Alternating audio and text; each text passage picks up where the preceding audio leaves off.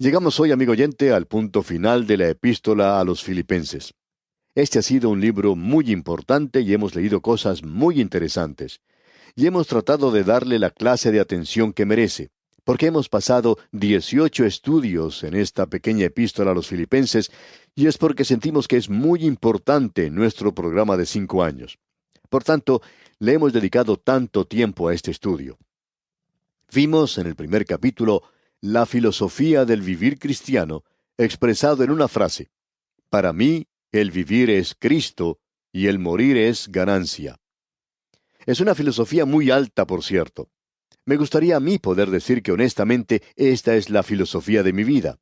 Ahora no quiero decir con esto que sea algo con lo cual simplemente estoy de acuerdo, porque sí estoy de acuerdo con esto, sino más bien algo que he encontrado que me ha elevado al nivel más alto posible. Me gustaría, repito, poder decir esto, pero amigo oyente, estoy tratando de alcanzar el objetivo.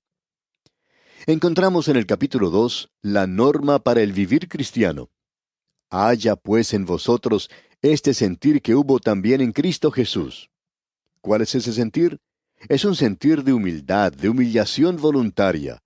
Y el Señor Jesucristo tenía esa clase de sentir, y sólo el Espíritu de Dios puede reproducir eso en su corazón y en el mío. Luego, en el capítulo 3, tenemos el premio, el galardón para el vivir cristiano. Prosigo a la meta, al premio del supremo llamamiento de Dios en Cristo Jesús, dice Pablo. Y ahora aquí, en el capítulo 4 de esta epístola a los Filipenses, encontramos el poder, la fortaleza para el vivir cristiano, y es muy importante el tener este poder. Vimos que la fuente del poder es el gozo y que el secreto del poder es la oración. Que el santuario del poder es donde usted y yo podemos encontrarnos a solas con Cristo Jesús, donde podemos hacer nuestra confesión directamente a Él, pedirle a Él que nos limpie, porque Él está ceñido con la toalla por medio de la cual Él nos limpia, no solamente nuestros pies, sino nuestra mente, nuestro corazón, nuestros ojos, los oídos de aquellos que son suyos, para que podamos tener comunión con Él. Ese es el lugar que nosotros tenemos que alcanzar en el día de hoy. Ahora tenemos la satisfacción del poder. En el día de hoy, los hombres tienen hambre por obtener poder. Esa es la razón por la cual se entregan a la política. Esa es la razón por la cual los hombres en el presente tratan de ser militares o ir a las universidades. Esa es la razón por la cual hoy los hombres buscan entrar en los negocios. Quieren ocupar un lugar de poder, quieren estar en una posición donde puedan ejercitar el poder. Pero amigo oyente, el poder es algo peligroso. Y el hombre en la actualidad ha descubierto algunos de los secretos que Dios le ha permitido descubrir. Y esto nos revela cuán peligroso ha llegado a ser el hombre. Se está dirigiendo hacia el anticristo. El anticristo será la persona más peligrosa que el mundo haya conocido, porque él va a estar sentado ante un escritorio que tiene un botón que él puede oprimir, y por medio de eso él puede destruir al mundo. Y amigo oyente, cuando el hombre llega a alcanzar una posición como esa, puede dominar las cosas, tener poder, y eso es algo peligroso.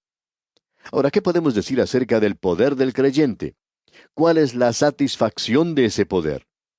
El apóstol Pablo nos dice aquí en el versículo 13 de este capítulo 4 de la epístola a los Filipenses: todo lo puedo en Cristo que me fortalece.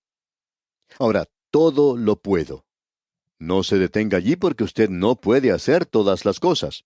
Usted puede hacer todas las cosas en Cristo, y esto quiere decir en el contexto de la voluntad de Cristo para su vida. Cualquier cosa que Él quiera que usted haga, Él le da a usted el poder necesario para hacerlo. Cualquier don que Él le ha dado, Él le dará a usted el poder necesario para usar ese don. Tenemos que aclarar que, después de todo, es un don lo que Él nos da. Un don es la manifestación del Espíritu de Dios en la vida del creyente, y por tanto, el poder en el día de hoy tiene que estar en el contexto de la voluntad de Cristo. Usted está en Cristo. Mientras usted actúe en Cristo, usted tendrá poder. Usted podrá realizar lo que Él quiere que usted haga. Podemos ilustrar esto pensando en el poder que tiene un tren, por ejemplo. Podemos observar los grandes trenes que viajan de un lugar a otro en ciertos países. Trenes que pueden decir de sí mismos: yo puedo hacer todo lo que se supone que un tren puede hacer. El tren se dirige cargado de pasajeros o de carga de un lugar a otro. Demuestra que tiene grande poder. Puede subir las grandes montañas, aun cuando se reduce un poco su velocidad, pero esto no lo detiene. Puede subir las grandes montañas y bajar velozmente por el otro lado. Puede hacer todas las cosas. Pero supongamos que este tren pudiera pensar por sí mismo y que un día decidiera apartarse de su camino establecido. Digamos que este tren ha pensado que sería bueno visitar otra zona, apartándose de las vías que le llevan de un lugar a otro. Este tren podría decir que ya se ha cansado de visitar siempre los mismos lugares y que ahora quiere cambiar un poco el panorama. Bueno, un buen día ese tren decide apartarse de las vías y dirigirse en otra dirección. Quiere visitar lugares nuevos.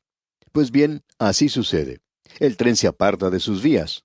Pero, ya no es el poderoso tren de antes, sino que ahora es un acumulamiento de hierros retorcidos. Ya todo se ha arruinado. Ese hermoso y poderoso tren que antes admirábamos, ahora no es nada más que chatarra. Y se convirtió en eso, amigo oyente, en el momento en que abandonó su vía, cuando dejó su camino. Y eso es exactamente lo que Pablo nos está diciendo aquí. Todo lo puedo en Cristo. Esa es la vía, ese es el camino que nosotros debemos seguir. Y mientras nosotros estemos siguiendo nuestro camino según el contexto de la voluntad de Cristo para nuestras vidas, nosotros somos miembros de su cuerpo, Él es la cabeza. Allí es donde debemos funcionar. Y Pablo nos dice, todo lo puedo en Cristo. Yo no puedo hacer todas las cosas. Si yo pudiera saltar como salta una langosta o un saltamontes, si pudiera hacer eso, saltaría más arriba de este edificio. Podría hasta saltar sobre él. Pero no puedo hacerlo. Yo no puedo saltar tanto en comparación con ese pequeño insecto. Un saltamontes puede saltar mucho comparado con su tamaño.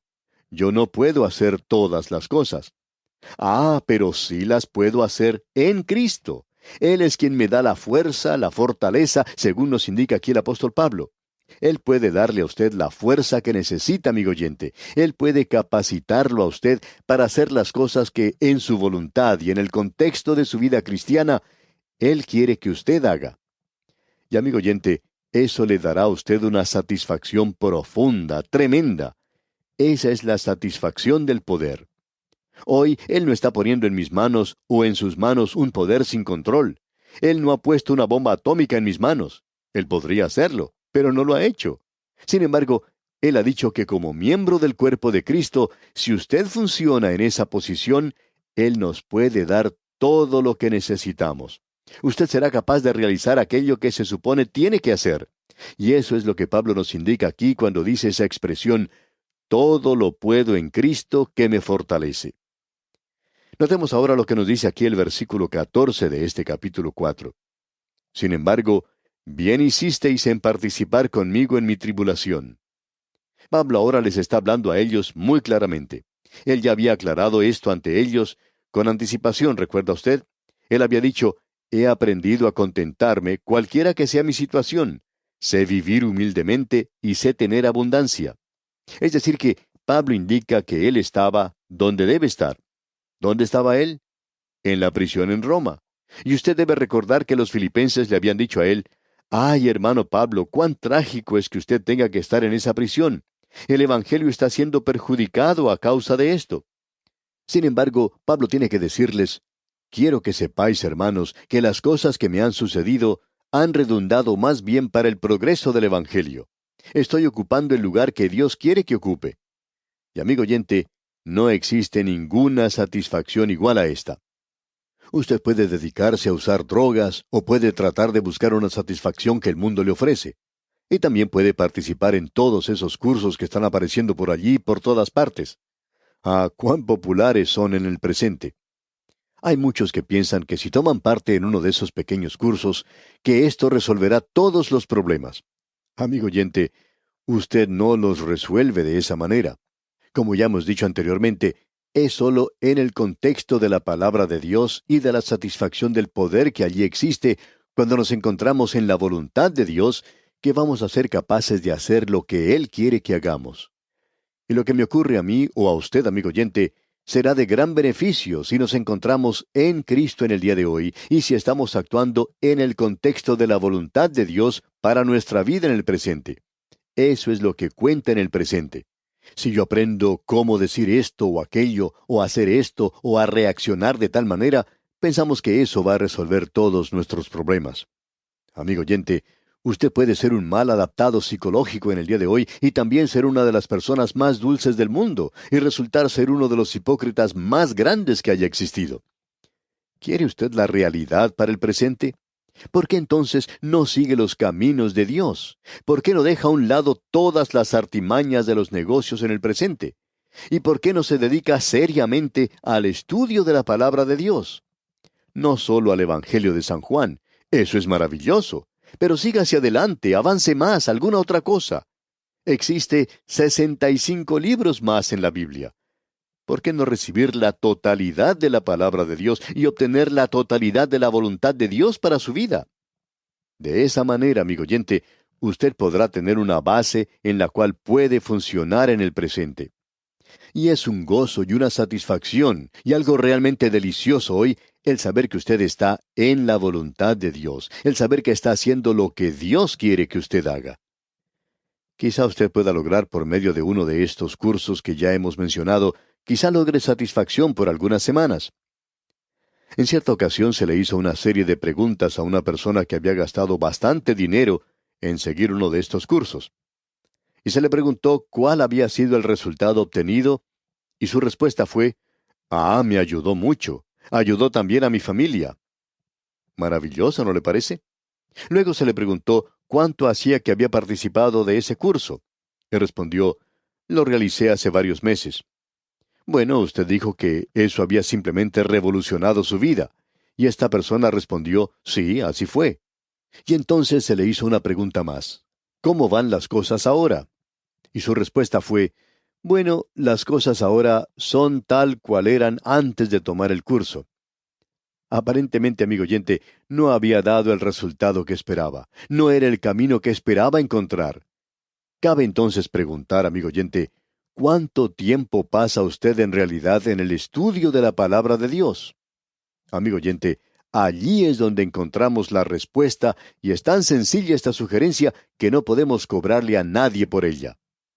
No podemos crear un curso alrededor de esto o inventar algo para que la gente nos dé dinero. Solo podemos decir, ¿por qué no toma usted la palabra de Dios? ¿Por qué no estudia la palabra de Dios? Es por eso que Pablo le podía decir a los filipenses que lo que le había ocurrido a él era para el progreso del Evangelio, y que él sabía cómo vivir en humildad y cómo vivir en abundancia. Actuando honestamente, amigo oyente, ¿cómo me gustaría poder decir eso a mí algunas veces? Cuando las cosas nos salen bien, podemos sentirnos bien. El autor de estos estudios bíblicos, el doctor J. Vernon McGee, contaba que cuando él estaba escribiendo las notas para este estudio de la epístola a los filipenses, se encontraba en una zona donde había nevado mucho, había caído mucha nieve y había paralizado completamente toda esa zona. Él no se podía dirigir a ningún lugar, todo se había detenido y él no podía regresar a su hogar. Se encontraba visitando a sus familiares y lo único que podía hacer era dirigirse a su residencia, a la residencia de ellos. Todo estaba paralizado, los transportes, las escuelas, los negocios, todo. Uno no podía ir de un lugar a otro. Todo lo que podía hacer era caminar nada más. Ni siquiera se podía utilizar los teléfonos para poder preguntar si uno podía salir de ese lugar de una manera u otra. Y él decía que él encontró muy difícil el conformarse con esa situación en la que se hallaba. Pero el Señor le dijo en esa ocasión, bueno, ahora tú tendrás que decir a la gente que tienen que aprender a estar satisfechos cualquiera sea su situación. Y es por eso que yo te estoy colocando a ti en esta situación, para que aprendas a estar contento cualquiera sea el estado en que estés. Amigo oyente, es importante el que nos encontremos hoy en la voluntad del Señor. Ahora Pablo dice aquí en el versículo 15 de este capítulo 4, y sabéis también vosotros, oh filipenses, que al principio de la predicación del Evangelio, cuando partí de Macedonia, ninguna iglesia participó conmigo en razón de dar y recibir, sino vosotros solos. Esta iglesia era en realidad una verdadera joya. Existen muchas iglesias así en muchos de nuestros países en el presente. Iglesias maravillosas que tienen un gran corazón, que tienen una maravillosa comunión y que están haciendo cosas maravillosas por Dios, y Dios las está bendiciendo de una manera hermosa. Esta iglesia de Filipos ocupaba un lugar muy especial en el corazón del apóstol Pablo, y ellos eran quienes habían enviado su apoyo para la obra que él estaba realizando. Pablo era misionero de ellos. ¿No le hubiera gustado a usted, amigo oyente, tener un misionero como Pablo y poder apoyar su obra? Ahora Pablo dice aquí en el versículo 16, pues aún a Tesalónica me enviasteis una y otra vez para mis necesidades. Usted recuerda que Pablo tuvo que abandonar Filipos de una manera repentina. Él tenía que seguir su camino. Estaban por atacarlo en esa localidad, la gente quería apedrearlo y darle muerte. Así es que él se dirige a Tesalónica y nuevamente tiene problemas allí. Nadie estaba ayudando a Pablo sino la iglesia de los filipenses. Y él dice aquí en el versículo 17, no es que busque dádivas, sino que busco fruto que abunde en vuestra cuenta. Y yo creo, amigo oyente, que la iglesia de Filipos ha estado recibiendo dividendos desde ese día hasta el presente. En este mismo momento estamos estudiando la epístola a los filipenses y cualquier beneficio que se obtenga de este estudio, ellos reciben un dividendo. Ellos reciben un dividendo porque tienen acciones con el apóstol Pablo. Amigo oyente, cuán hermoso es poder tener una parte en la predicación de la palabra de Dios. Notemos ahora lo que dice el versículo 18. Pero todo lo he recibido y tengo abundancia. Estoy lleno, habiendo recibido de Epafrodito lo que enviasteis, olor fragante, sacrificio acepto, agradable a Dios. Amigo oyente, el sumo sacerdote entraba y ofrecía el incienso, o ponía el incienso sobre el altar, y esto subía como un olor agradable, dulce. Y eso es lo que su ofrenda a Dios es cuando se da de la forma correcta. Luego dice en el versículo 19, mi Dios, pues, suplirá todo lo que os falta, conforme a sus riquezas en gloria en Cristo Jesús. Y creemos que Dios bendice a aquellos que hacen esto. Él no ha prometido que lo bendecirá a uno de una forma monetaria o física. Si Él lo hace, ese es un beneficio extra. Eso es algo que Él hace simplemente porque Él hace las cosas con mucha bondad. Y en el versículo 20 leemos, al Dios y Padre nuestro sea gloria por los siglos de los siglos. Amén. Que la gloria sea para Dios. Y luego él piensa en algo más. Dice, saludad a todos los santos en Cristo Jesús. O sea, que los saluden a ellos personalmente a nombre del apóstol Pablo. Y luego dice, los hermanos que están conmigo os saludan. ¿No le parece esto algo hermoso, amigo oyente? Luego en el versículo 22 él dice, todos los santos os saludan, y especialmente los de la casa de César. Estos eran aquellos que eran miembros de la nobleza, los patricios, los que pertenecían a la casa de César, y ellos eran creyentes y querían ser recordados ante los creyentes de Filipos. Y él finaliza con una bendición, y dice en el versículo 23, la gracia de nuestro Señor Jesucristo sea con todos vosotros. Amén. Y nosotros, amigo oyente, también finalizamos este estudio de esta maravillosa epístola a los filipenses con estas mismas palabras. La gracia de nuestro Señor Jesucristo sea con todos vosotros. Amén. Confiamos en el Señor que este estudio haya sido de bendición en su vida de relación con el Señor. Al despedirnos, oramos fervientemente que el Señor le bendiga en gran manera.